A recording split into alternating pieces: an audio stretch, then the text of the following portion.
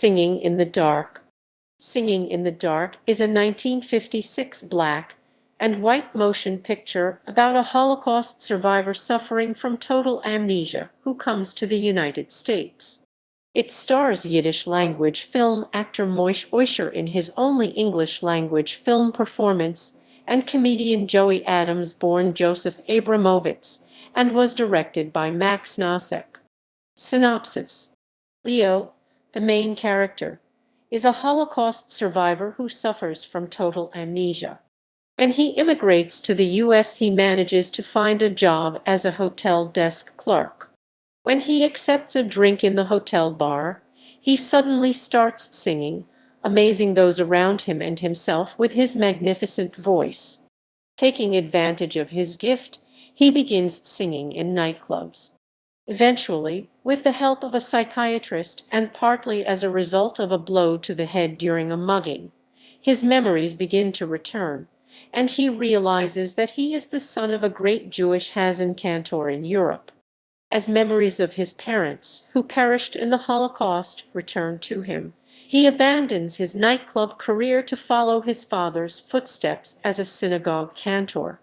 The final scene shows Leo, who now remembers that his real name is David, singing during a synagogue service.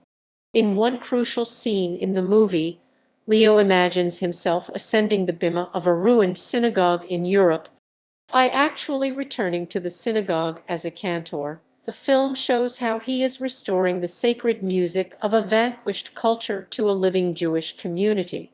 Cast. Importance. The National Center for Jewish Film notes that this important and virtually unknown independent film is one of the first American movies to focus on the Holocaust. It is one of the films featured in the 2004 documentary Imaginary Witness, Hollywood and the Holocaust.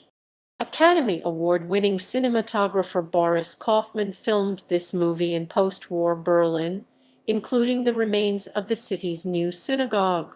The film also includes footage of New York's Rivington Street Synagogue. Response. While the historical importance of this film is widely noted, reviews for the film itself were mixed. The 1956 New York Times review was generally favorable, calling it light sacco and noting both Runyonesque and Second Avenue overtones. It ends with the description, "Mr. Adams is no Sir Laurence Olivier, but he's an expert at the wise crack and the fast gag. Mr. Oysher, histrionically a bit heavy, can render a snappy tune or a Hebraic chant with richness. All in all, Singing in the Dark is light sacco."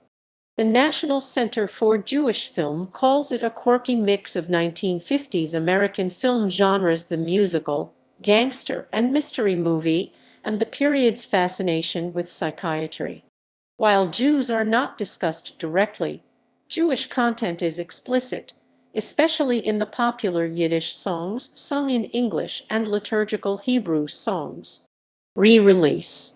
A newly restored 2011 copy was scheduled for screenings at a number of film festivals in the U.S. and overseas, including the Culture Festival, Florida State University March 2011, the New York Jewish Film Festival 2011, and the Jerusalem International Film Festival July 2010.